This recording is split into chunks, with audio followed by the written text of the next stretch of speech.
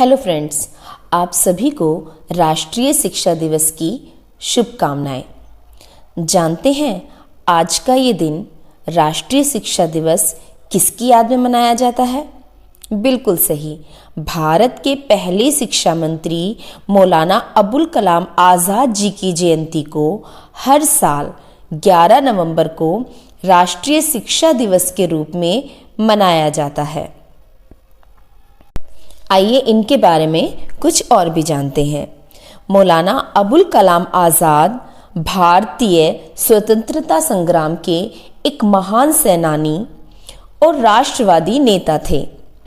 आचार्य JB. Kripalani ने आपके संबंध में कहा था कि वे भारत के एक महान शास्त्र नेता, विद्वान, प्रभावशाली वक्ता, राष्ट्रभक्त व विश्ववादी नेता थे। धर्मनिरपेक्षतावादी सिद्धांतों में मौलाना आज़ाद जी की गहरी आस्था थी। मौलाना अबुल कलाम आज़ाद जी का जन्म 11 नवंबर 1888 में हुआ था।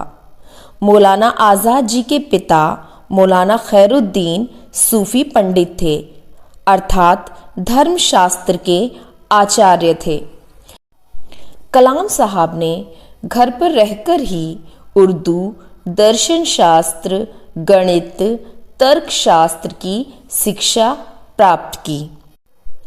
अबुल कलाम जी ने भारतीय स्वतंत्रता संग्राम में बढ़ चढ़कर हिस्सा लिया। 1905 में बंग भंग आंदोलन में बंगाल विभाजन का पुरजोर विरोध किया। 1914 में अंग्रेज सरकार ने मौलाना साहब को जेल में डाल दिया। 1916 में कलकत्ता से निष्कासित करके अंग्रेज सरकार ने मौलाना साहब को बिहार में 6 महीने के लिए नज़रबंद कर दिया।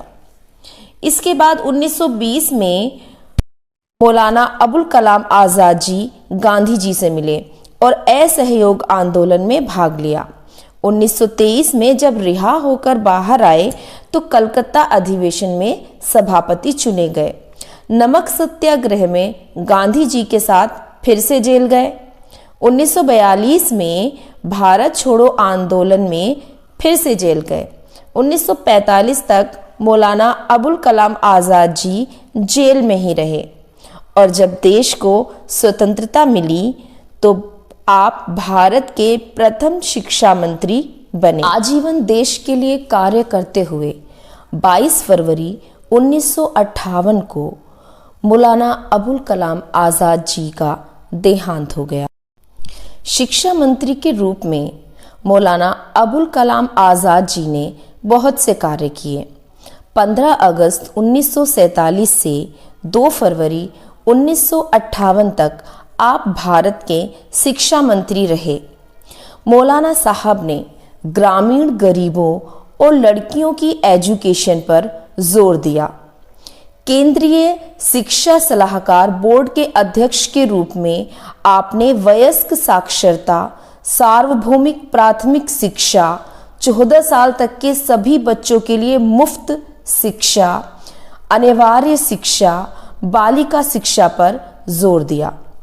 1951 में आईआईटी खड़गपुर, केंद्रीय शिक्षा संस्थान दिल्ली और 28 दिसंबर 1953 को मौलाना अबुल कलाम आज़ाद जी ने विश्वविद्यालय अनुदान आयोग अर्थात यूजीसी की नींव रखी। शिक्षा और संस्कृति को विकसित करने के लिए उत्कृष्ट संस्थानों की स्थापना की।